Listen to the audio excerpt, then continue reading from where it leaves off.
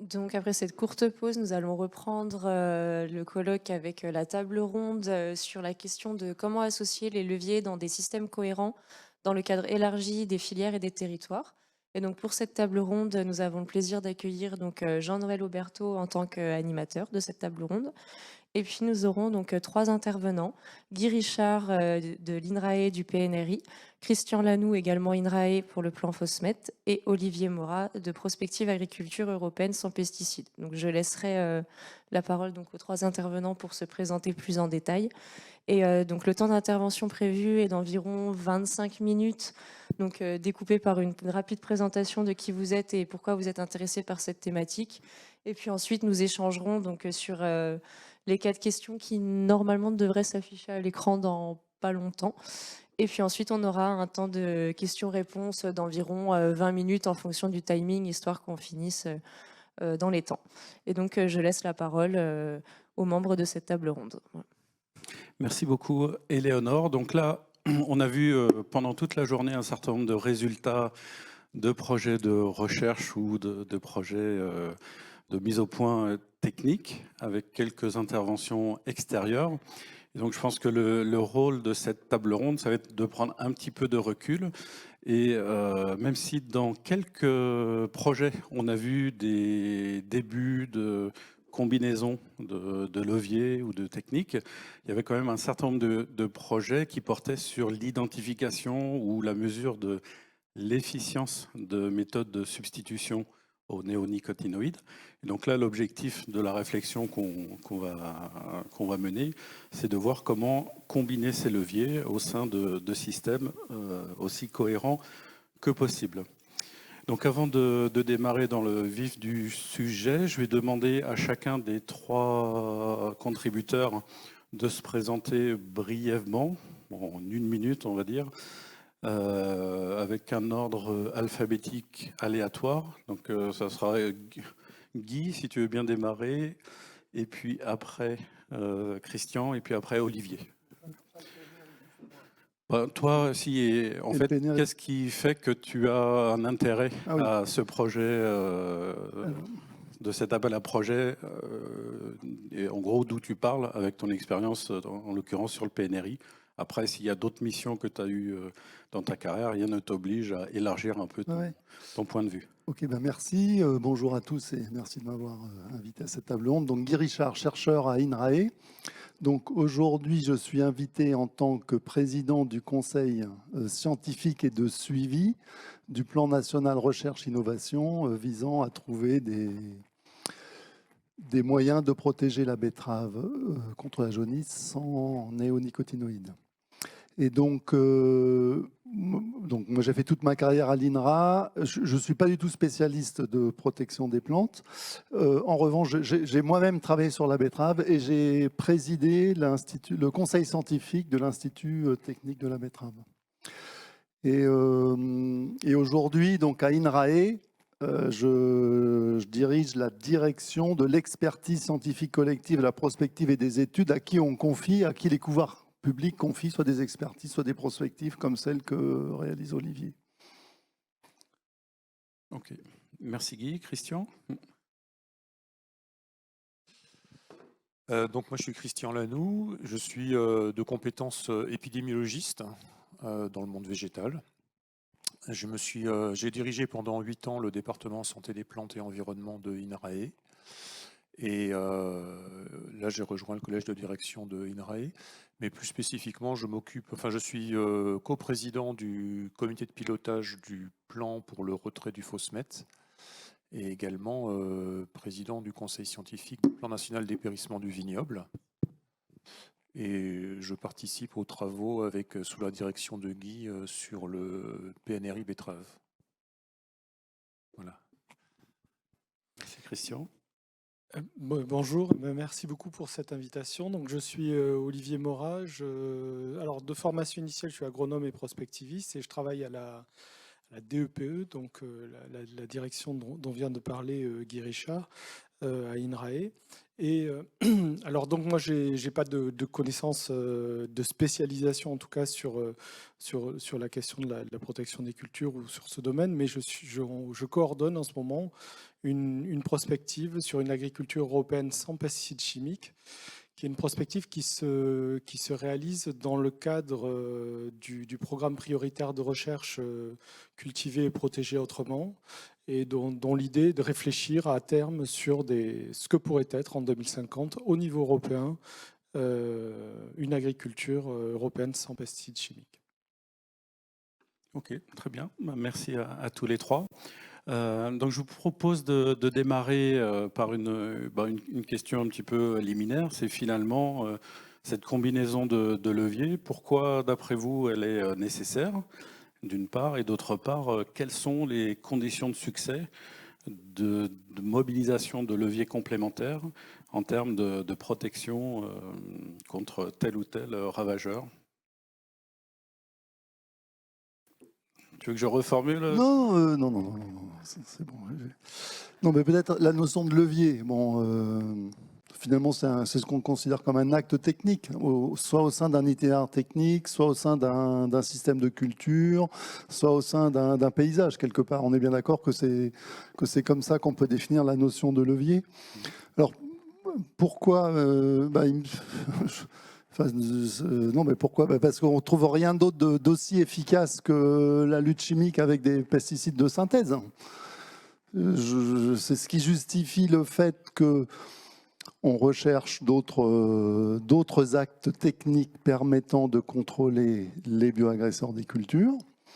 Et jusqu'à maintenant, oui, on n'a rien trouvé d'aussi efficace. C'est ce qu'a dit Xavier. Et c'est du fait que c'est aussi efficace les néonicotinoïdes qu'ils nous posent autant de problèmes dans l'environnement. Donc à partir du moment où on cherche à les remplacer, c'est clair qu'on ne va pas y arriver, sauf en combinant plusieurs actes techniques. Et on a bien vu là qu'on a une question de cette combinaison et dans l'espace et dans le temps. Parce qu'à partir du moment où on va vouloir se baser sur des interactions entre des organismes vivants, c'est difficile à organiser ça et dans l'espace et dans les temps, il me semble.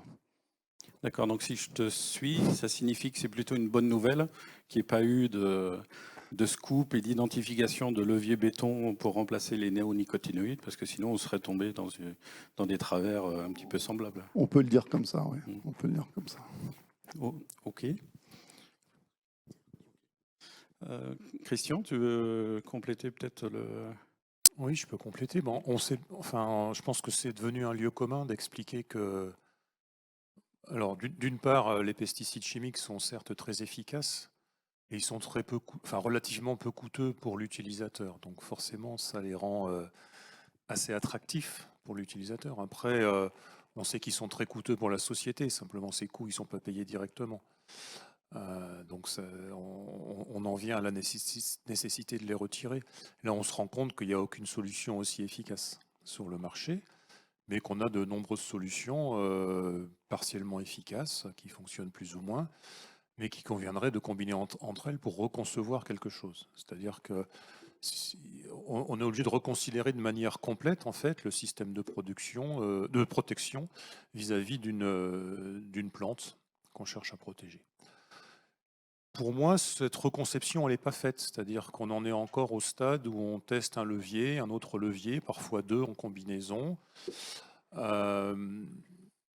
Ça marche plus ou moins. Alors on a vu dans les projets, des fois ça marche, des fois ça marche pas. Mais c'est un essai, deux essais. Enfin, ça reste encore relativement modeste. En gros, si on prend une image, on cherche à construire une maison nouvelle, écologique, qui dispense de l'énergie plutôt qu'elle n'en consomme, qui produit zéro déchet, etc. Donc on fait des appels à projets et puis on a quelqu'un qui fait des tuiles, on a quelqu'un qui fait des robinets, quelqu'un qui fait de l'électricité, quelqu'un qui fait des parpaings, tous plus géniaux les uns que les autres, ou même très intéressants, quoi. Parfois quelqu'un qui fait un toit alors qu'assemble des tuiles. Mais il n'y a pas d'architecte en fait, je ne connais pas d'architecte dans notre système. Et donc si on essaie d'assembler tout ça, la maison ne va pas tenir debout, quoi. Donc il n'y a pas de raisonnement global, il n'y a pas d'architecte, j'en connais pas. Je ne sais pas qui est l'architecte de ces choses-là.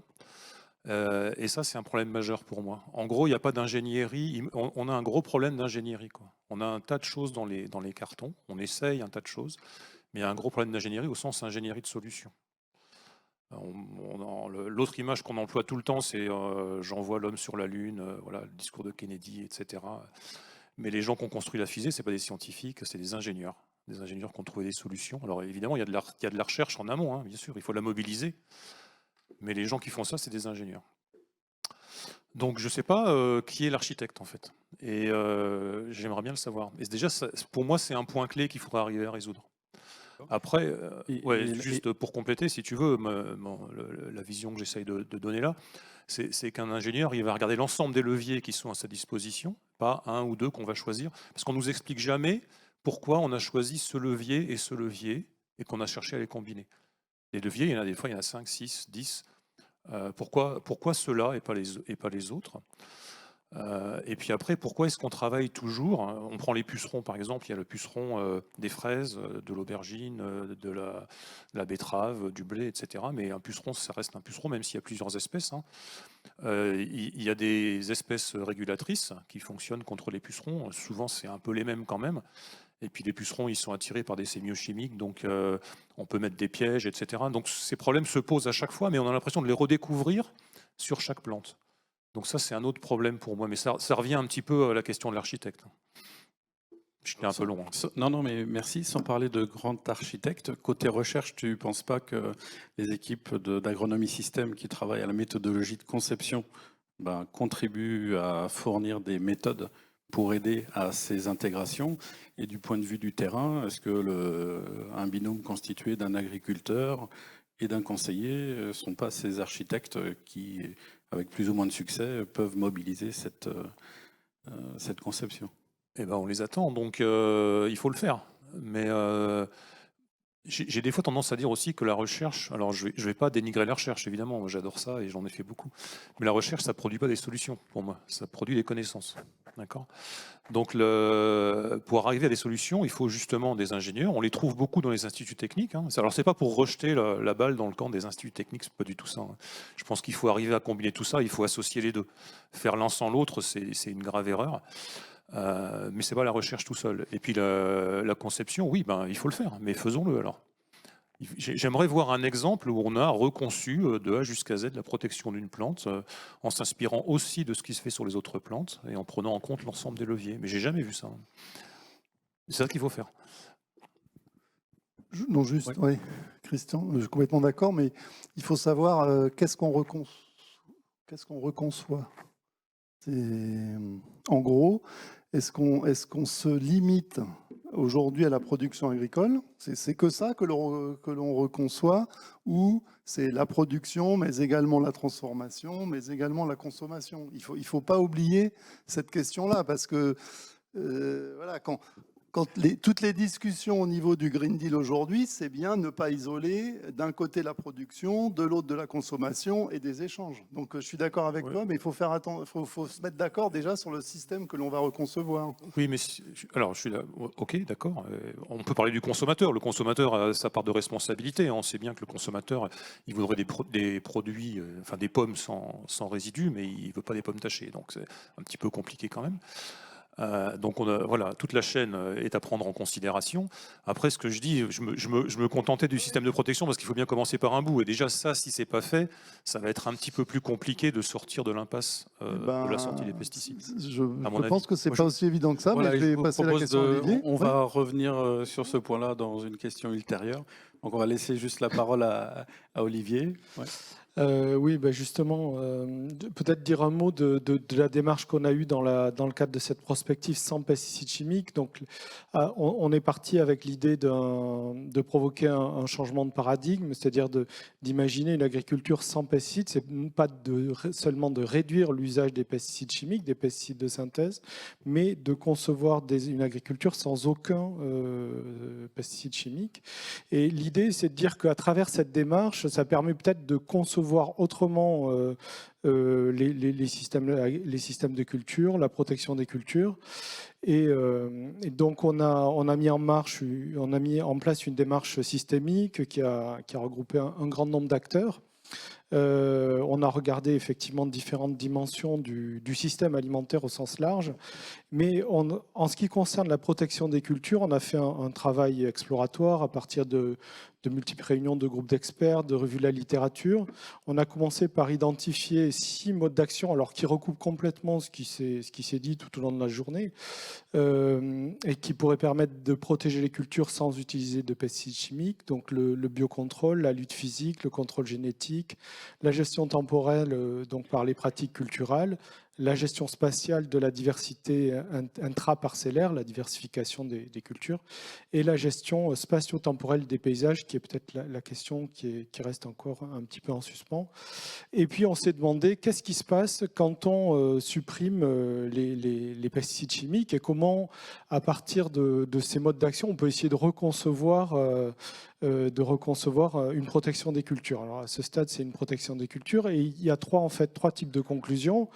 Donc la première, je ne vais pas m'étendre parce qu'elle a été rappelée, c'est que on ne peut pas substituer terme à terme un pesticide chimique par un mode d'action. Donc évidemment, il faut imaginer des combinaisons de modes d'action pour avoir le même effet que les pesticides chimiques, parce qu'ils sont très, très efficaces, comme ça a été rappelé. Et donc, il faut une reconception des systèmes de la protection des cultures et des systèmes de culture. Le deuxième point, c'est l'idée que pour se passer de pesticides et pour réguler les bioagresseurs, il y a une nécessité de renforcer les régulations biologiques. Et alors, les régulations biologiques dans 2 compartiments spécifiques, qui sont les paysages et le sol. Donc voilà, il y a une nécessité de renforcer la biodiversité, disons, dans ces 2 dimensions. Et dans le sol, notamment, il s'agit de regarder aussi les micro-organismes du sol. Et puis un dernier point, c'est de dire que se passer de pesticides chimiques, ça signifie aussi, et ça a été évoqué à propos des seuils, ça signifie aussi de repenser le rôle de l'épidémiosurveillance, le rôle de l'anticipation, parce qu'on sait qu'on n'aura pas de moyens aussi efficaces que les pesticides chimiques. Et donc, il faut passer d'une stratégie qui est quand même centrée aujourd'hui sur la lutte à une stratégie de prophylaxie. Et donc ça veut dire à terme, donc c'est un travail de prospective, à terme de se doter d'outils de suivi, pas seulement des bioagresseurs, mais peut-être aussi du milieu, de certains éléments du milieu, peut-être d'entités biotiques, enfin d'entités abiotiques, mais aussi d'entités biotiques et du milieu abiotique. Et aussi de mieux suivre et de mieux comprendre, ce qui n'est pas toujours fait aujourd'hui, le cycle de vie des bioagresseurs pour essayer de trouver des leviers pour agir à différents stades et pas seulement quand il se présente et quand il a un impact sur la plante. Okay. Merci Olivier. Je propose de pas trop, parce qu'en fait, c'est très intéressant, mais de progresser dans l'analyse de la question.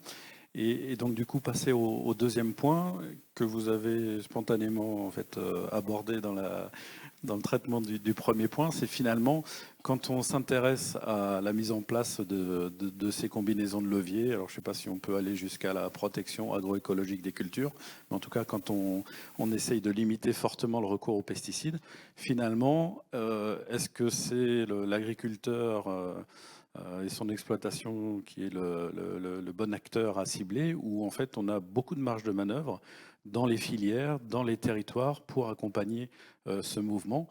Et est-ce que, autrement dit, ce raisonnement-là, est-ce que ça amène à avoir plutôt une vision de l'agriculture de proximité avec des circuits courts versus une agriculture qui serait plus à destination de marchés internationalisés avec différents types de cahiers des charges.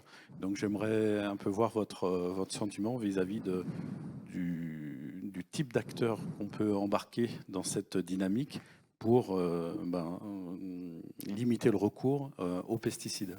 Donc, je pense qu'on a déjà cerné un peu ton opinion, Guy. Non, mais parce que finalement, j'ai envie de... Parce que la grande question, c'est Xavier, il l'a mis en introduction, c'est quelle est la référence?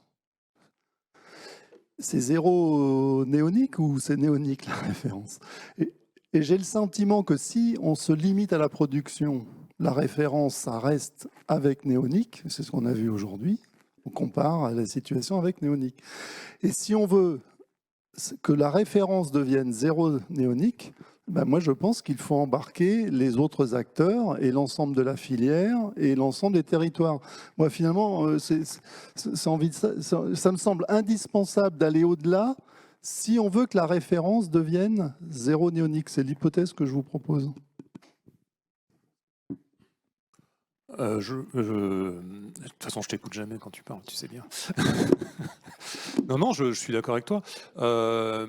Mais enfin, il y a un élément un peu clé aussi, c'est-à-dire que on s'adresse à des problèmes, que ce soit les épidémies d'agents microbiens, champignons, etc., ou que ce soit les insectes. En général, on a des pullulations qui se développent à des grandes échelles. Une épidémie de rouille du blé que je connais un peu, voilà, ça ne se provoque pas à l'échelle d'un champ. C'est des régions entières, voire des continents au maximum. Puis les pucerons, quand ils attaquent une région, c'est pas une parcelle, c'est toutes les parcelles de la région, quoi. Donc en fait, quand on cherche à protéger la parcelle, on cherche à résoudre de manière locale un problème qui est global, et en fait ça peut pas marcher. Enfin, ça peut marcher dans un cas, c'est quand on a un pesticide chimique très efficace. Parce que là, voilà, on arrive à s'affranchir de tout ça. On en revient toujours là. Après, ça peut, alors je dis pas que ça peut pas marcher, j'exagère un peu, mais ça peut marcher un peu. Mais il serait également très intéressant d'abaisser les niveaux d'incidence à grande échelle, à l'échelle d'une région entière. Et là-dessus, on a des leviers, évidemment, hein. Il y a beaucoup de recherches qui sont faites là-dessus. Donc on a des leviers, par exemple sur le choix variétal, sur l'organisation des territoires, etc., etc. Alors qui sont difficiles à mettre en œuvre. Vous voyez bien la difficulté, hein. Ça oblige à mettre des gens d'accord, qui n'ont pas forcément toujours les mêmes intérêts. Il y a des logiques individualistes, des logiques collectives, etc. Mais il y a des exemples de systèmes d'organisation collective qui fonctionnent. Ça existe, y compris en agriculture. Donc on peut arriver à développer ce genre de choses à l'échelle de territoires entiers ou de zones de production, on va dire, avec des groupements de producteurs, par exemple, des coopératives. Et ce serait très complémentaire de ce qu'on pourrait faire à l'échelle des parcelles, comme on a vu des exemples aujourd'hui, avec des choses qui fonctionnent, hein, quand même. Il faudrait arriver à faire les deux, en fait. Il faudrait arriver à travailler aux différentes échelles concernées, quoi, pour finalement aboutir à quelque chose qui soit à peu près efficace, quoi. Et là, dans ta réponse, tu restes quand même dans le groupe des acteurs de la production agricole. Tu ne vois pas de marge de manœuvre, par exemple, dans les cahiers des charges de certaines filières qui sont peut-être très exigeantes et qui permettraient, enfin, si on les revisitait, permettraient peut-être de lâcher un petit peu la nécessité d'avoir une couverture quasi parfaite en termes de protection chimique. Si, enfin, il faut regarder toutes les possibilités. Après, ce que tu dis, c'est finalement, est-ce qu'il faut être un peu coercitif, quoi? Est-ce qu'il faut imposer un cahier des charges? Est-ce qu'il faut imposer... Malheureusement, hein, c'est pas ma tendance naturelle. Moi, je serais plutôt dans essayer de convaincre, mais on se rend compte que les gens se bougent vraiment quand on interdit les produits, finalement. Parce que ça fait quand même... le Grenelle, c'était 2008. Donc on se rend compte que les choses bougent vraiment quand on interdit les produits et qu'on s'affole 2 ans avant, quoi. Donc l'anticipation, oui, il faudrait la faire idéalement. Donc malheureusement, on est parfois obligé d'être un peu coercitif parce que c'est comme ça qu'on arrive à faire bouger les choses. C'est un peu dommage. Il y a peut-être d'autres moyens à développer, hein, des moyens d'incitation positive. Ce serait évidemment assez intéressant de le faire. Mais ce que je veux simplement dire, c'est que d'un point de vue purement pragmatique, des leviers à différents... Il n'y a pas que l'échelle parcelle, quoi. Donc il y a des leviers à différentes échelles. Après, international, etc., c'est plus compliqué. On a moins de prise sur ces choses-là, quoi. Mais si on arrivait déjà à avoir des territoires en France, enfin, ou dans les zones européennes de production, dans lesquelles les incidences soient globalement abaissées, ce serait extrêmement intéressant. Ok, merci Christian. Olivier? Alors, dans la prospective, on s'est posé la question de quelle filière et quel rôle pour les territoires pour aboutir pour aller vers une transition vers une agriculture sans pesticides. Alors, la première idée, c'est de dire effectivement que ces systèmes agricoles, ils sont imbriqués dans des chaînes d'acteurs. dont ils sont, qui les déterminent fortement. C'est-à-dire que c'est pas forcément, c'est rarement et très rarement la production agricole et les systèmes techniques qui déterminent le reste de la filière. C'est souvent l'inverse. Et donc, en particulier, les demandes de qualité qui vont émaner de la transformation et de la commercialisation des produits, mais aussi tout le secteur amont de l'agriculture, c'est-à-dire qu'effectivement, si par exemple on veut utiliser plus de produits de biocontrôle, il faut savoir qui va les produire, qui va produire des produits adaptés aux usages et aux systèmes techniques qui vont être mis au point. Bon, ça, c'est des choses qui ont été bien abordées aujourd'hui. Et après, est-ce que ce qui sera produit effectivement dans le système agricole va être cohérent avec la transformation qui va être opérée par la suite, la collecte des produits, leur stockage? Si on met en place des filières sans pesticides chimiques, ça veut dire qu'à un moment donné, il faudra peut-être avoir des silos pour les stocker qui soient différents des silos classiques. Donc ça veut dire organiser aussi une filière pour qu'en bout de chaîne, il puisse y avoir une reconnaissance des produits par le consommateur et que du coup, il puisse peut-être y avoir, en tout cas pour ce qui concerne vraiment une agriculture sans pesticides, une reconnaissance sous une forme ou sous une autre par des labels de la qualité ou du type de production qui a été mis en œuvre sans pesticides chimiques. Alors les territoires sont aussi des acteurs très importants parce qu'une transition vers une agriculture sans pesticides chimiques, au niveau des territoires, ça peut générer des services écosystémiques qui seront peut-être beaucoup plus intéressants pour l'ensemble des acteurs du territoire.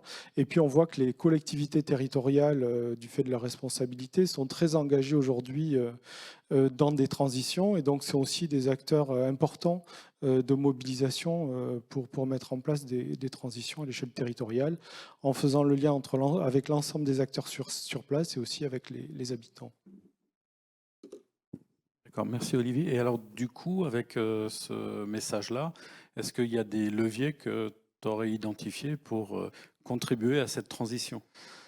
Alors, il y a une question qu'on s'est posée quand même dans la prospective, c'est que si on veut commercialiser des produits issus d'une agriculture sans pesticides chimiques, il faut qu'aussi, dans le cadre de la transformation, dans le cadre du stockage, etc., il n'y ait pas de biocides, entre guillemets, qui soient utilisés.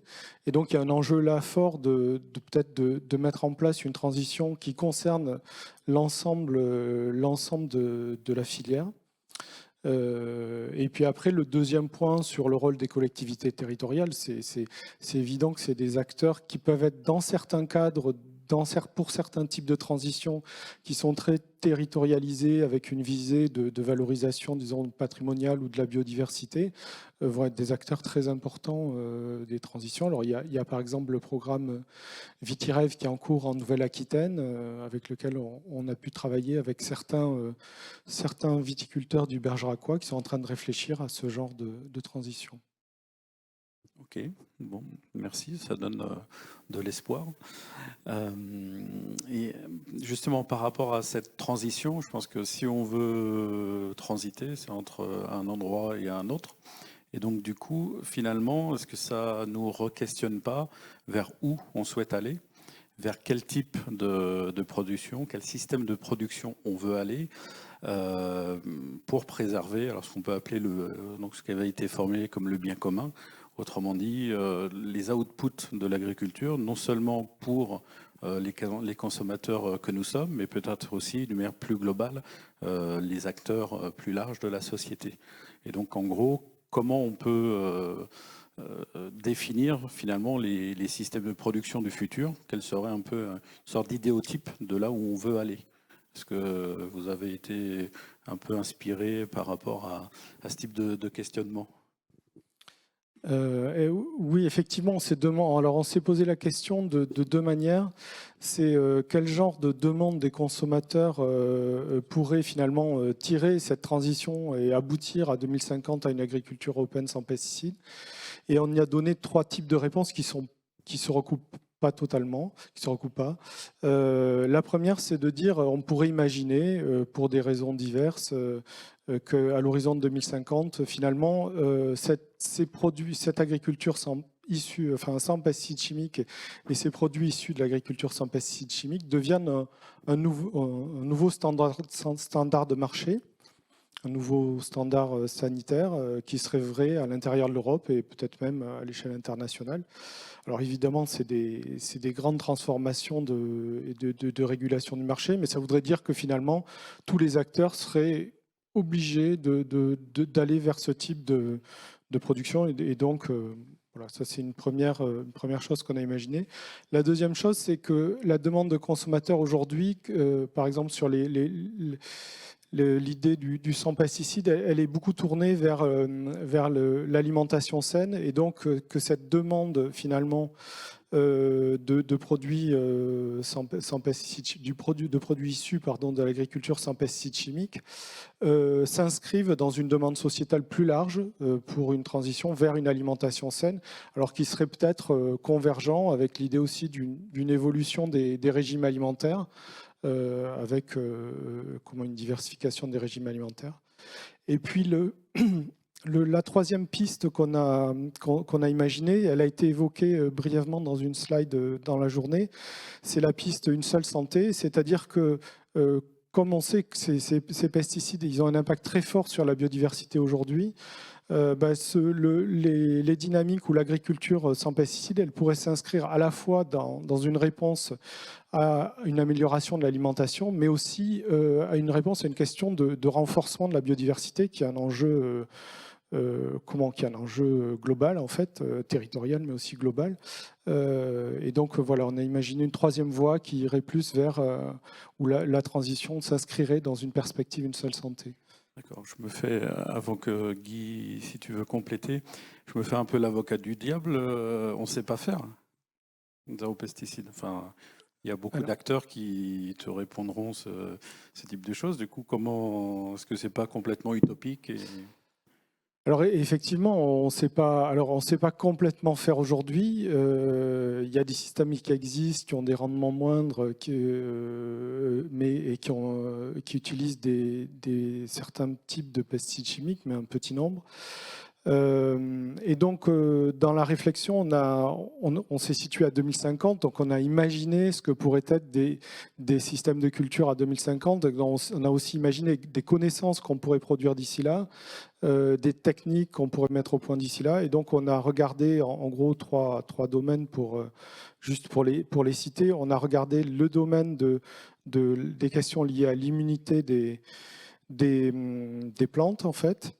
Toutes les questions liées à la relation entre les microbiomes et la plante cultivée, donc à l'échelle de penser la gestion de l'holobionte, cette association entre la plante cultivée et les communautés de micro-organismes.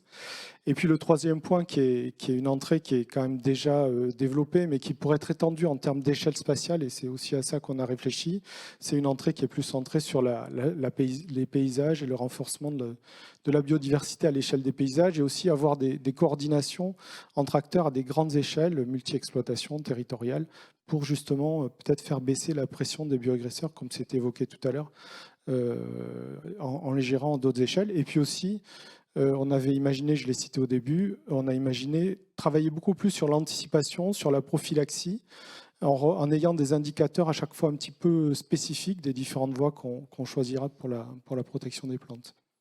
D'accord. Et en me faisant l'avocat d'un autre diable, en fait, on pourrait dire aussi on sait faire.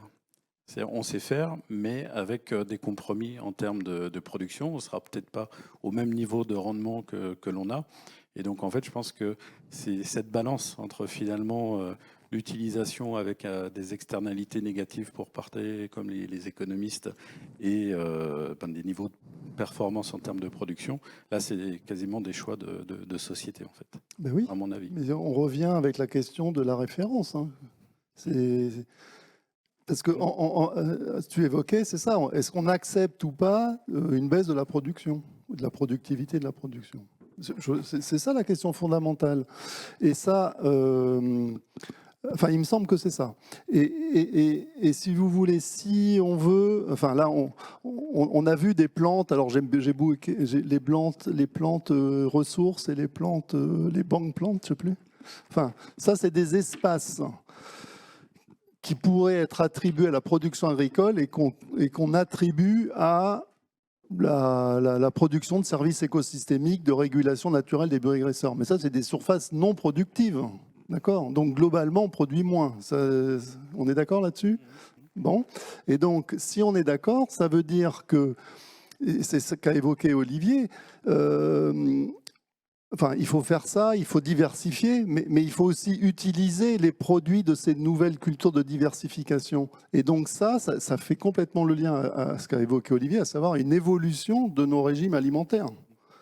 Et je pense que c'est ce lien-là qui me semble indispensable à réfléchir. Et quelque part, c'est la composition de notre régime, la place des produits animaux, le coût de notre alimentation, qu'est-ce qu'on est prêt à mettre pour notre alimentation, parce que, in fine, c'est ça ensuite qui se répercute sur le niveau de productivité que l'on attend de nos parcelles agricoles. Enfin, moi, c'est comme ça que je vois la question. D'accord, donc de manière très large, très globale. Et du point de vue géographique, est-ce que c'est une question nationale, régionale? Minima européenne, aujourd'hui en tout cas. Mais c'est l'ambition européenne qui est actuellement en œuvre. J'ai pas le Green Deal, ça va dans cette direction-là, il me semble.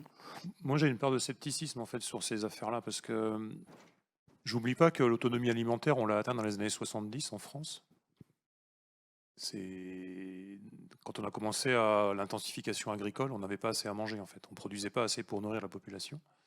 Et puis avoir des excédents commerciaux, c'est pas forcément un péché quoi dans un pays. Donc est-ce qu'il faut vraiment baisser la production ou est-ce qu'il faut accepter de la baisser? J'en sais rien. Bon, c'est pas à moi d'en décider, mais il faut un peu faire attention, à mon avis, quand on s'engage dans cette voie-là. Pas forcément devenir dépendant des autres, par exemple. Ça peut être ennuyeux. Est-ce qu'il faut faire du zéro pesticide? J'en sais rien. J'en suis pas persuadé non plus. Déjà, si on travaille sur la transition de manière intensive, et j'allais dire, enfin, faut pas mal le prendre, hein, sérieuse, c'est-à-dire à fond, c'est-à-dire vrai. C'est l'histoire de l'ingénierie dont je parlais tout à l'heure. Je trouve qu'on est trop dans le cas par cas.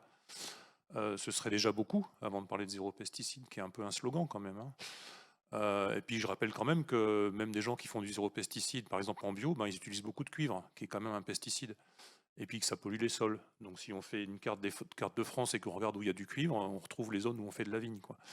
Donc c'est aussi des problèmes. Donc la simplicité des slogans, c'est aussi un risque, je pense. Voilà.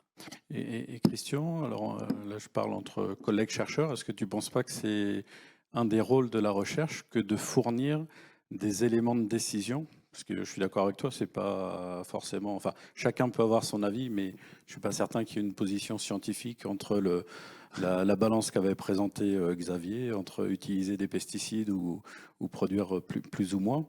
Et est-ce que c'est pas une attente finalement qu'on peut avoir pour les pouvoirs publics que de les doter d'outils de pilotage en disant si on interdit telle molécule, on va perdre tel niveau de production au niveau national? Alors en tant que chercheur, je me vois mal piloter les pouvoirs publics.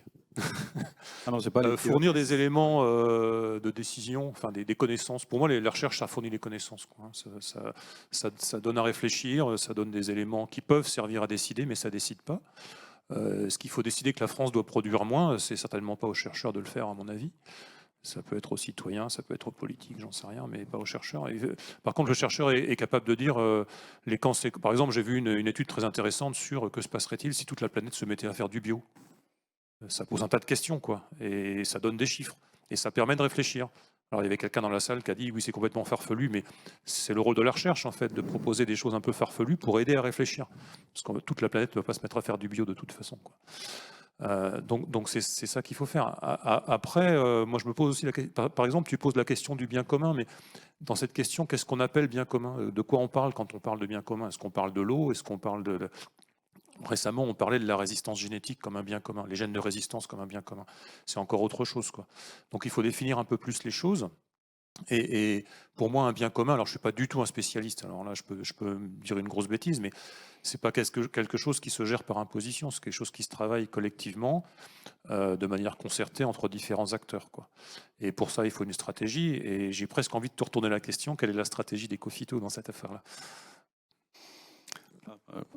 Là, c'est pas moi qui peux répondre à ça. Comme tu disais, c'est pas les chercheurs qui pilotent. Je pense que Ecophyto, il y a déjà, pour moi, l'aspect positif, c'est justement le signal que on cherche à limiter le recours aux pesticides. Déjà, ça a été un premier signal, alors qui s'est traduit avec plus ou moins de succès en termes de résultats, on va dire quantitatifs. Après, il y a eu quand même des évolutions assez significatives en termes de... Non, mais en termes de qualité de pesticides mobilisés, là, les pouvoirs publics ont pris des décisions qui ont eu des effets super importants. Enfin, je pense à la limitation, enfin l'interdiction des molécules CMR1 notamment. Et donc ça, c'est... Les effets bénéfiques des cophytos sont très bien, hein.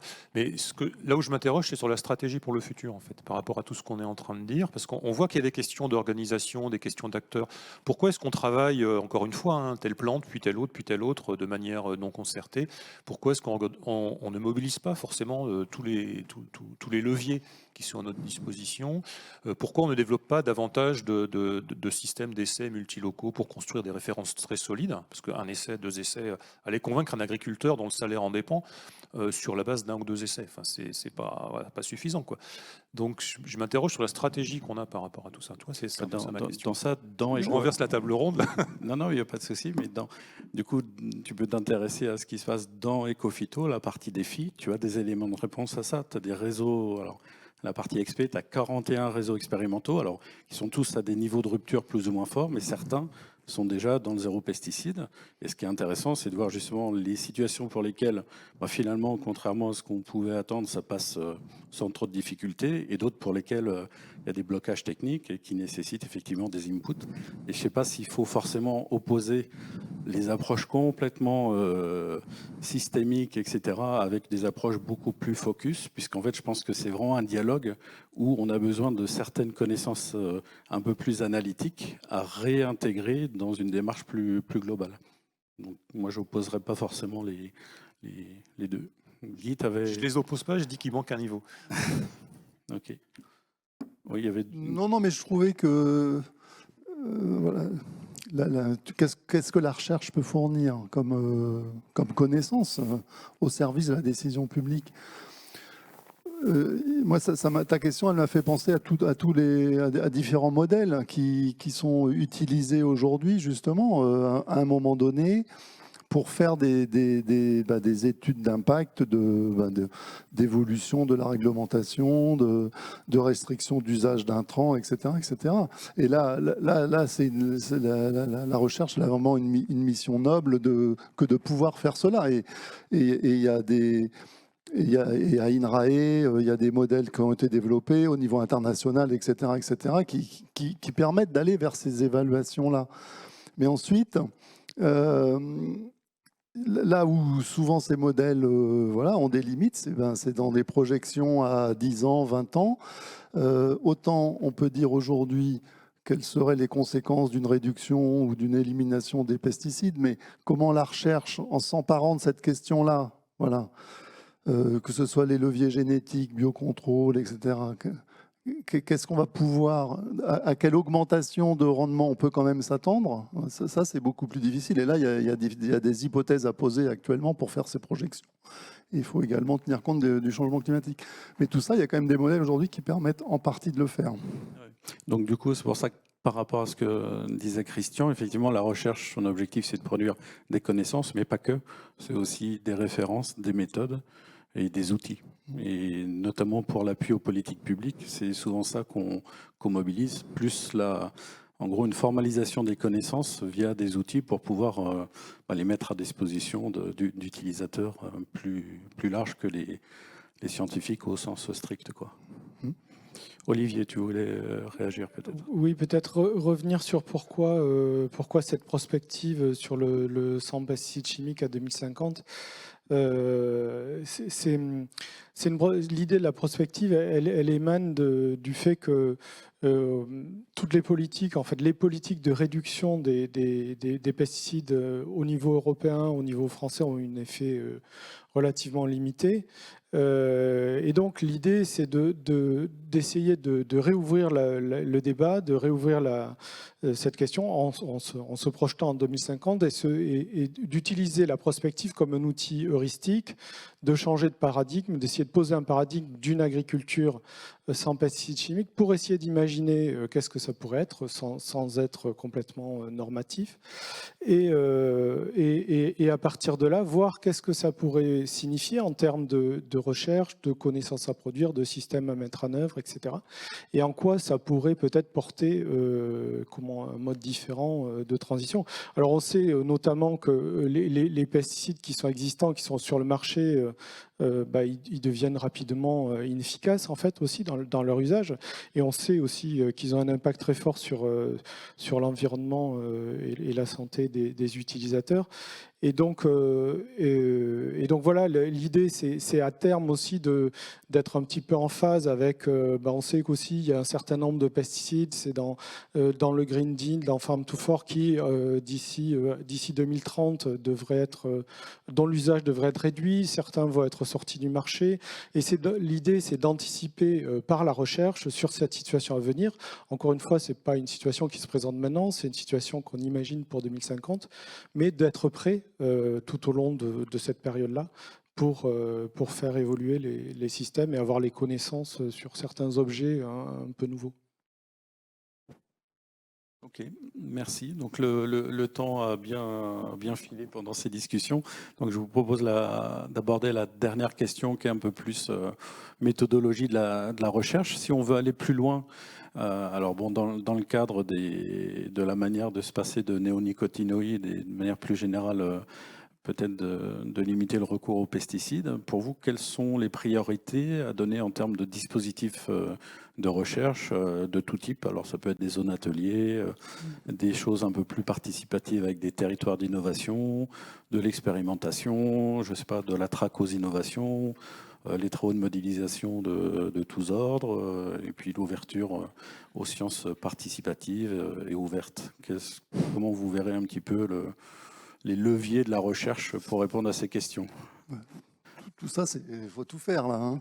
Non, mais la forêt, oui, il y a rien à acheter. Il y a rien à acheter. Non, bien sûr. Non, mais je voudrais revenir. Là, je vais reparler PNRI, si vous voulez. C'est bon. Là où finalement on s'aperçoit. Enfin, qu'est-ce qui nous empêche d'aller au-delà de la parcelle aujourd'hui dans le PNRI, là, betterave? C'est quelque part le manque de connaissances que l'on a sur les réservoirs de virus d'un côté et les modalités de dispersion des pucerons de l'autre. Et ne pas savoir comment les virus et les pucerons se promènent, se dispersent dans les paysages, c'est vraiment le principal facteur limitant pour pouvoir promouvoir des solutions à des échelles supraparcellaires. Donc, tu vois, dans ce cas-là, on a vraiment besoin de connaissances sur c'est quoi, l'épidémiologie, la biologie des organismes, l'épidémiologie.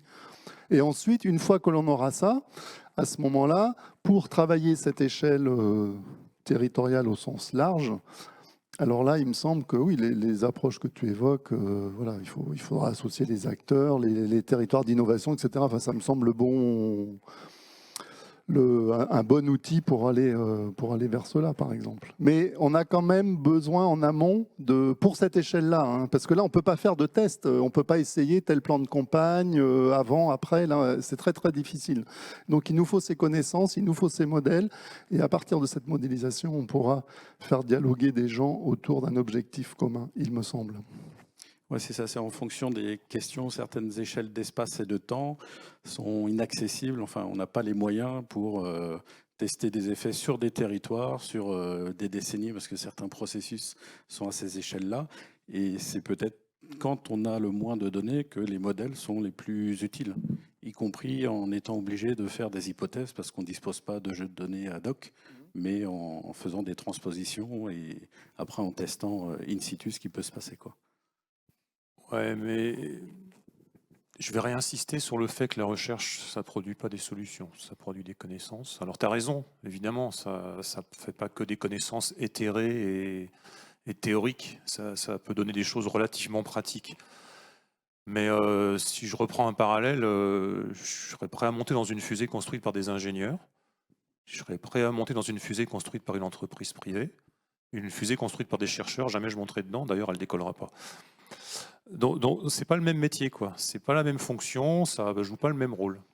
Pour moi, la clé, alors il faut en faire de la recherche, je ne vais pas dire le contraire, évidemment. Donc il faut de l'argent pour ça, mais le facteur limitant qu'on a en ce moment, c'est pas l'argent. Il y a des millions qui sont déversés sur la recherche en ce moment, c'est très bien. Ça va nous permettre d'en faire beaucoup, on en fait. Non, moi la clé, c'est dans l'ingénierie. L'ingénierie, on la trouve beaucoup dans les instituts techniques. Il y a quelque chose de très important dans ce qu'ils font. Je pense que ça devrait être fait un petit peu différemment, mais ça c'est mon point de vue personnel, je n'ai pas non plus de leçons à donner, mais l'ingénierie est essentielle. Les entreprises, parce que quand un chercheur développe un piège à insectes, ben, il développe un piège à insectes, et si ça ne marche pas, ce n'est pas très grave pour lui. Quand une entreprise, une start-up développe un piège à insectes, il faut que ça marche. Et en général, ça marche. On a des exemples dans le PNRI Betterave. Là, on avait un très beau projet sur un piège à pucerons développé par une start-up. Il faut des choses comme ça, quoi. D'accord. Et puis il y a l'enseignement. Alors on n'en parle pas, je ne sais pas pourquoi on ne parle pas de l'enseignement, mais c'est très important. Donc il faut que les instituts techniques arrivent à produire des références, mais alors des références costauds, quoi, c'est-à-dire des essais multilocaux, pluriannuels, etc. Je ne comprends pas pourquoi il n'y a pas des plateformes de tests des produits de biocontrôle. Alors des projets qui testent un ou deux produits de biocontrôle sur une plante particulière, il y en a plein. Je suis sûr qu'à Ecofito, vous en avez des wagons entiers. Pourquoi on ne met pas tout ça ensemble et on ne développe pas des plateformes où on teste systématiquement les produits de biocontrôle qui sortent sur les différentes productions majeures, etc., etc. Ça permettrait de gagner beaucoup de temps, ce serait beaucoup plus efficace. Ça donnera des références ensuite aux ingénieurs des ITA qui veulent faire des essais avec des combinaisons de leviers, etc., etc. D'accord. Et puis, il faut vraiment développer des systèmes de référence qui soient solides. Et ça, c'est beaucoup entre leurs mains. Alors, évidemment, il faut du ressourcement par la recherche. On ne peut pas faire ces choses-là tout seul. Parce qu'il y a beaucoup de choses. Alors, on dit toujours, oui, alors la recherche, c'est du long terme. C'est complètement faux, en fait. On a prouvé, grâce au système ASIRPA, qu'entre l'idée initiale et l'innovation, il y avait 20 ans. Ça, c'est une chose. Mais on ne vous demande pas de partir de l'idée initiale et d'attendre 20 ans pour avoir des résultats. Ce n'est pas du tout ça. Ce qu'il faut arriver, c'est à mobiliser les connaissances existantes dans les labos. Il y en a plein. Il y a plein de choses dans les laboratoires qui peuvent servir tout de suite, en 2 ans, 1 an, 2 ans, 3 ans. Des connaissances qui peuvent être mobilisées, des outils, des modèles, des choses qui peuvent être adaptées. Simplement, ça s'organise. Ce n'est pas spontané chez les chercheurs. Ils ne sont pas habitués à faire ça.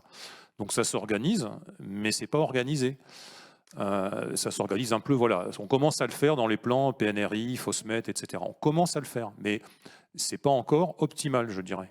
Ne serait-ce que si on regarde les difficultés qu'on a après pour assembler les projets, etc. Donc c'est ce genre de choses qu'il faut arriver à faire pour ressourcer rapidement à partir de la recherche. Donc la recherche, c'est pas un problème de long terme, court terme, ça c'est un faux débat. Et puis après, il y a l'enseignement, donc on n'en parle pas assez. Mais il faut absolument travailler avec les lycées agricoles. En fait, pourquoi est-ce qu'on est verrouillé aussi? C'est parce qu'on a affaire à des gens, alors qui ont, je ne sais pas à quel âge ils ont, à un certain âge, qui ont été formés au système intensif chimique, etc., par des professeurs qui connaissaient ce système-là et qui ont beaucoup de mal à changer. Ça existe aussi. Donc il faut impliquer les... Ben si, ça existe quand même. Moi, je le rencontre personnellement. Hein. Enfin bref, je ne vais pas rentrer dans les détails. Non, ouais. Mais il faut travailler avec les lycées agricoles et travailler sur des références avec eux. Pourquoi dans le lycée agricole, voilà, il n'y a pas, comme on a vu là dans les projets qu'on a vus cet après-midi, hein, des constructions de systèmes qui pourraient aussi bien motiver les élèves que les enseignants, quoi. Et même, je dirais, les écoles d'ingénieurs. Hein. La protection des plantes est plutôt en train de diminuer en importance, alors que c'est un sujet majeur en France, dans les écoles d'ingénieurs. Dont c'était plutôt la spécialité autrefois. Hein. Est-ce que vous avez connaissance, par exemple, d'un jeu de rôle avec des ingénieurs pour retravailler sur une reconception de la protection du blé ou du colza? Moi, j'ai jamais vu ça, ça n'existe pas. Pourtant, il faudrait le faire. Et si vous tapez biocontrôle, enseignement sur Internet maintenant, vous tombez sur l'université Nice-Côte d'Azur. Et ben, c'est très bien, ça veut dire qu'il y a d'autres acteurs qui se mettent dans la place. Et c'est là qu'est l'innovation, finalement. Bon, bref, je re-questionne un petit peu le côté enseignement, mais je dis qu'il y a énormément de choses à faire du côté de l'enseignement, quoi. Non, c'est sûr. Et là, pour le coup, Ecofito a bien servi de rampe de lancement, y compris dans les dispositifs DIFI qui intègrent des lycées qui servent non seulement de contribution aux sorties, on dirait éco-phyto au sens strict, mais aussi comme Non, mais support. c'est comme bien, mais support ce que pédagogique. j'interroge, c'est le changement. Enfin, j'arrive pas à comprendre pourquoi on change pas d'échelle. Parce que dans PNRI, on a lu des projets dans lesquels les gens n'arrivent pas à trouver des lycées agricoles partenaires. Ils n'y arrivent pas. D'accord ? C'est un problème pour moi. Effectivement. Olivier, non, ouais. parce que j'étais pas d'accord Ok. avec Christian, mais c'est pas grave, il faut qu'Olivier s'exprime. Non, mais Pas comme on n'a pas le temps de. je vais être très, très rapide. De toute manière, juste en complément de ce qui vient d'être dit, comment les questions elles sont connues. Donc, je ne vais pas revenir sur les besoins de connaissances liés à la recherche au sens strict qu'on pourrait produire donc d'ici 2050 aussi pour faciliter une transition. Il y a effectivement toutes les connaissances et les techniques qui sont déjà mobilisables. Et donc là, peut-être une clé, et ça a déjà été évoqué pour les mettre en œuvre, c'est de créer des formes de living lab où il y a à la fois de l'expérimentation, du test et de l'innovation. Donc, qui regroupe à la fois des chercheurs, des acteurs professionnels, éventuellement des acteurs du territoire, et puis aussi des acteurs de l'innovation, par exemple des entreprises qui produisent de l'agroéquipement ou des outils de surveillance ou des outils de biocontrôle. Et donc, il y aura une nécessité il y aura toute une phase d'apprentissage pour mettre en place ces systèmes sans pesticides. Et on ne va pas les mettre en place du jour au lendemain. Donc, il faudra qu'il y ait un processus d'expérimentation, de test, d'innovation, et qu'il y ait une boucle qui se forme, notamment, par exemple, en ce qui concerne les agroéquipements, entre les usagers, la spécificité des systèmes que les agriculteurs vont mettre en place et les innovations techniques qui vont être développées. Et c'est vrai d'à peu près toutes les innovations techniques qui pourront être mises en œuvre. Et là aussi, le rôle des échanges entre pairs, entre agriculteurs, les organisations collectives d'agriculteurs seront aussi centraux pour créer ces connaissances pratiques, ces savoirs pratiques pour mettre en place ces nouveaux systèmes. Ok, merci Olivier. Et peut-être le mot, enfin un des derniers mots juste avant de conclure. Ouais. Non, mais quand Olivier évoquait le fait que quelque part les agriculteurs aujourd'hui sont verrouillés. Enfin, je ne sais plus l'expression que tu as utilisée. Moi, je dis qu'il faut faire attention avec ce genre d'affirmation. Au contraire, je crois que s'il y a une profession qui innove en permanence, je crois qu'on dit que c'est bien les agriculteurs qui réagissent énormément à toutes les politiques agricoles au sens large et très rapidement. Donc, si tu veux, moi je pense qu'il faut faire attention. Mais aujourd'hui, un agriculteur, oui, son intérêt, c'est de ne rien changer, probablement. À court terme, quel est son intérêt à changer son système aujourd'hui ? Je ne suis pas sûr qu'il y en ait un. Donc, il essaie de le conserver. Mais c'est pas parce qu'il n'a pas envie, mais c'est que c'est pas son intérêt, il me semble. Tu vois ? Donc je crois qu'il faut faire attention. Il y a peut-être de la diversité là-dedans, mais tu as en partie raison. Il y a une frange qui sont peut-être dans cette posture-là, et puis d'autres qui arrivent à y trouver leur compte. Alors d'autres, oui, mais exactement. Alors tu as des agriculteurs innovants aujourd'hui, mais qui ont d'autres centres d'intérêt. Ça va être ce qu'ils vont appeler la vie du sol, la biodiversité de leur exploitation, etc., etc. Mais ils vont avoir un autre objectif, tu vois. Voilà, une sorte de conviction, de philosophie, parfois, Olivier. Donc, je voulais juste rectifier ça. Jean-Noël. Ok, bon, merci beaucoup. Donc le temps a bien filé, mais merci beaucoup. Les échanges de la table linéaire étaient riches. On passe quand même à une séquence de questions. Donc questions à la salle, et puis il y en a déjà une en ligne. Oui, c'est ça. Donc merci beaucoup pour... merci beaucoup pour ces échanges donc très riches et complets qui suscitent donc effectivement des commentaires dans le live. Donc c'était notamment Eric Emonet et Anne Le Rallec. Je vais regrouper un peu leurs deux remarques sur notamment le fait d'un peu opposer la recherche et l'ingénierie. Donc donc Émeric, sa remarque, c'était qu'il existait une ingénierie de co-conception de systèmes de culture, donc qui est très souvent mobilisée avant la mise en œuvre d'expérimentations, donc notamment dans les projets Défi XP. Et Anne qui rebondissait aussi sur le fait qu'on ne pouvait pas forcément dire ça dans les écoles d'ingé, que c'était pas mobilisé la recherche. Donc au niveau de l'aspect, par exemple, PPE, qui accueille cette année 42 étudiants et qui font aussi donc, de la co-conception de systèmes avec des objectifs ambitieux. Donc voilà, c'était un peu les remarques par rapport à... Donc, Alors Anne a bien fait de rectifier, des fois j'ai été un petit peu loin, mais je trouvais qu'il y avait globalement une forme de baisse, même en nombre de professeurs si vous regardez, hein, pour aller dans leur sens. Et puis, donc, je vais renchaîner avec une question donc, de Richard Saint-Tenois, donc, qui nous demande, lorsqu'on parle de réduction de phyto, quel modèle est-il de développer pour les acteurs de la distribution qui ont accompagné les agriculteurs pendant des années sur le modèle un problème, une solution?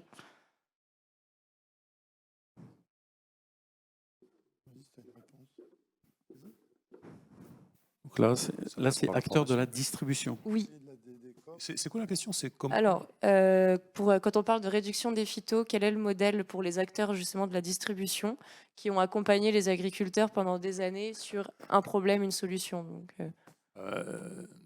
sortir de un problème, une solution, ça passe par la formation.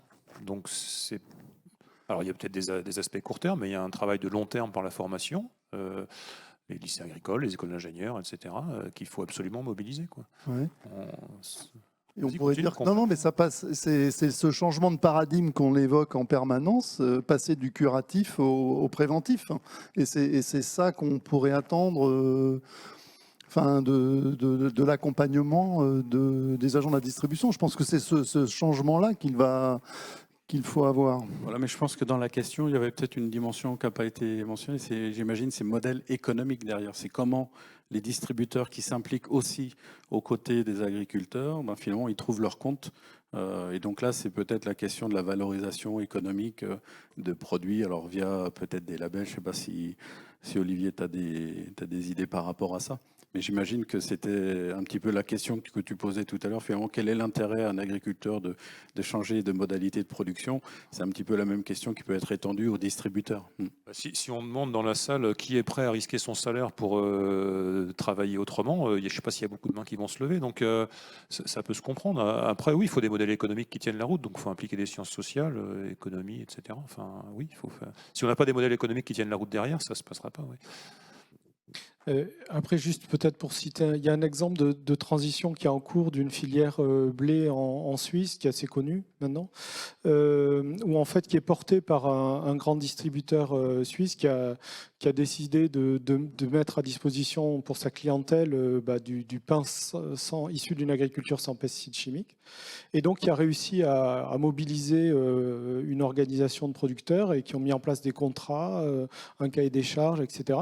Et donc, là, il y a une valorisation du côté du consommateur, une reconnaissance du produit, un choix d'un distributeur de vendre un certain type de produit pour répondre à sa clientèle et à une demande de consommation.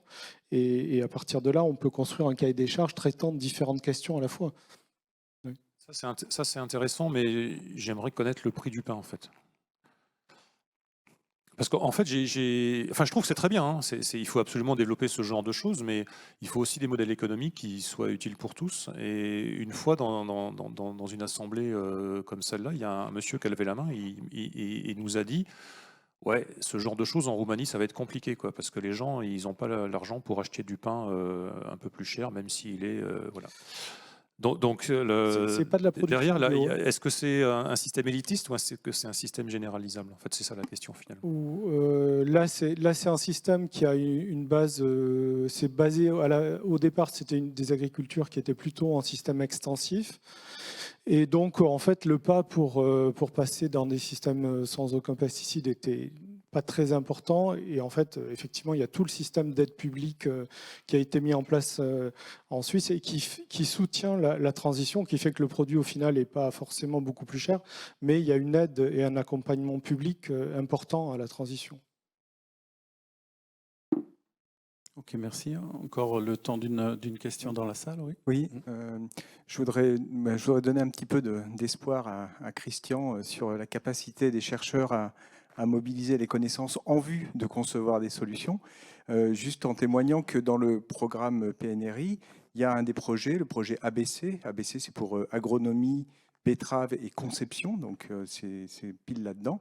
Et donc ce projet-là a organisé, lors de la dernière réunion du PNRI, des ateliers de conception en mettant ensemble l'ensemble des porteurs des différents projets du programme PNRI pour voir comment on peut combiner des solutions qui ont été élaborées dans chacun des projets en vue d'avoir des solutions qui sont multifacteurs, multi-échelles.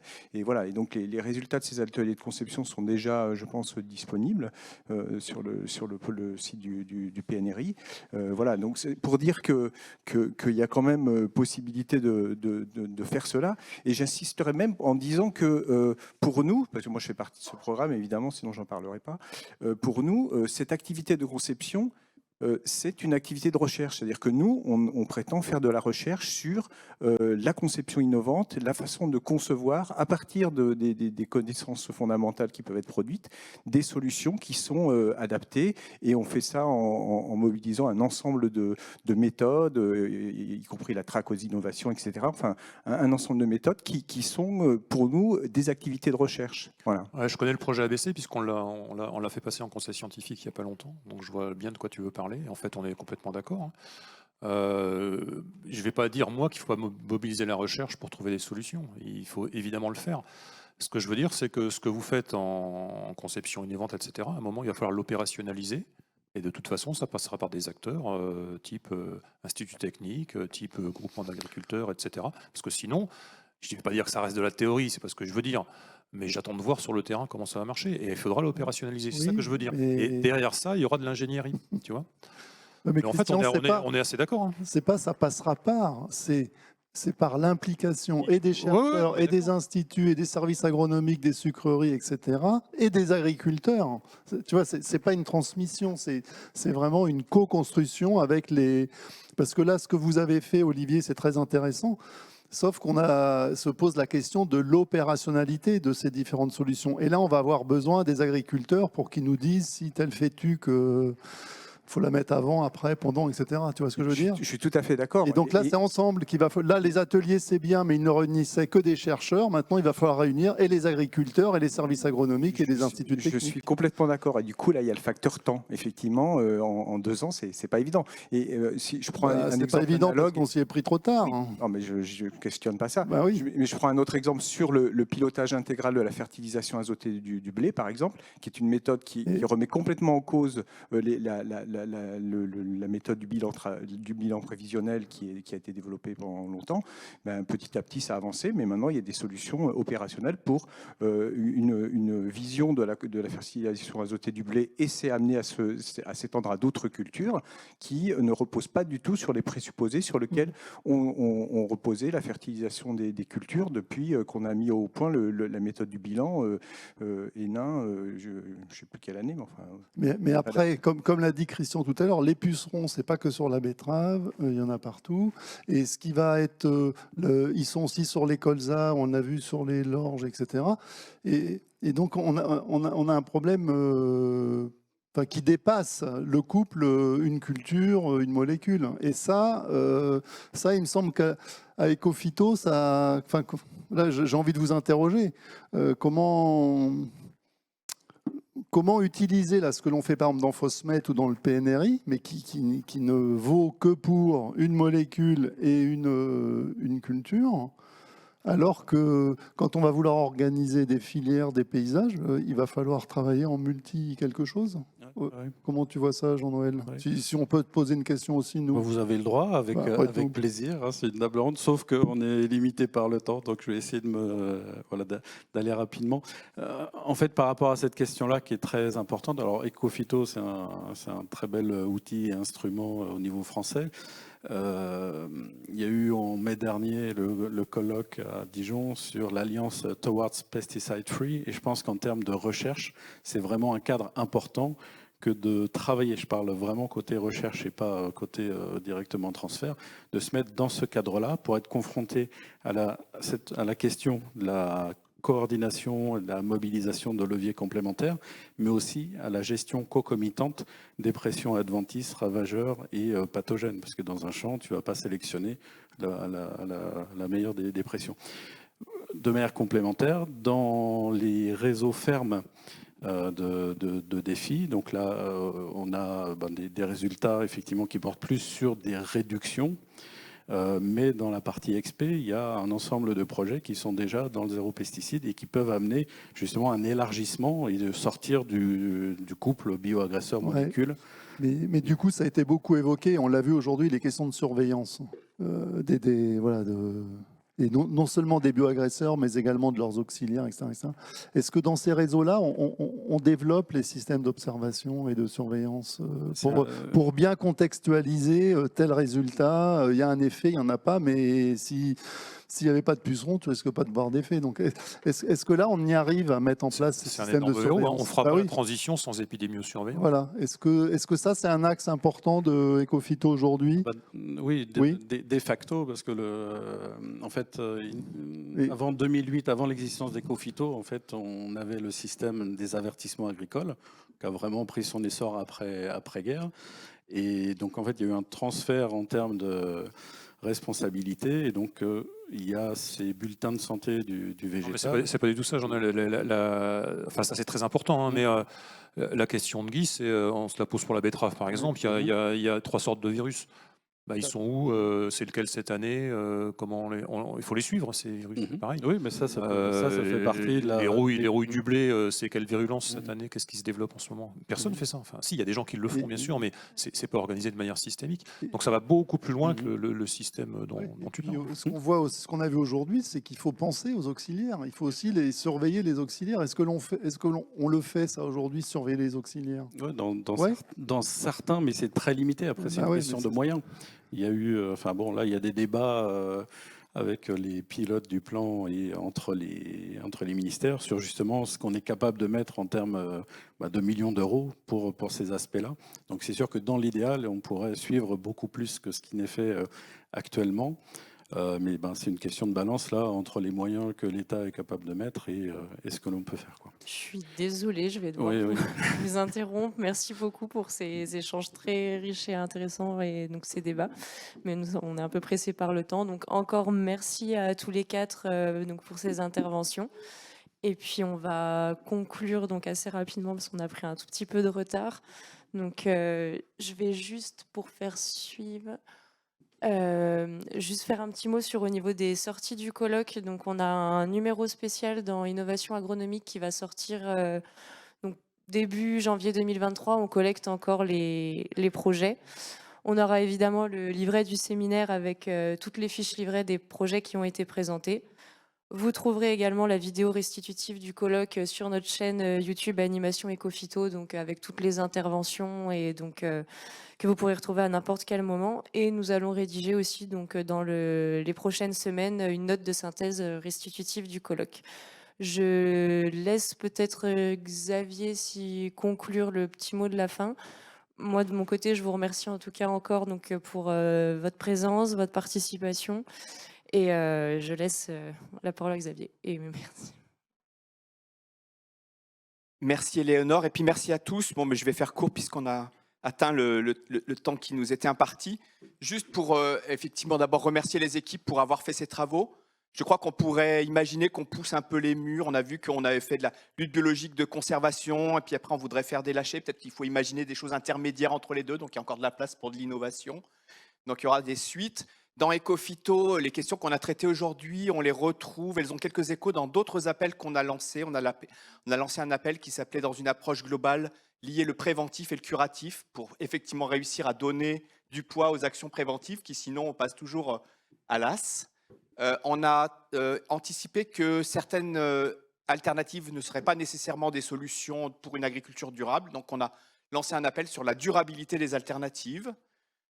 Ces appels sont en cours et donc il y a des équipes qui travaillent sur ces questions-là. Et puis vous avez entendu Marion ce matin dire qu'on accompagnait le travail pour sortir les solutions dans les laboratoires. Et donc on a fait des consortiums chercheurs plus partenaires capables de reprendre les innovations dans un programme maturation. Et donc il y a déjà eu un maturation 1, un maturation 2. Et donc là s'ouvre un maturation 3. Donc tous ceux qui visent à parcourir un bout du dernier kilomètre peuvent prétendre déposer un sujet à ANR maturation. Les sujets sont très ouverts.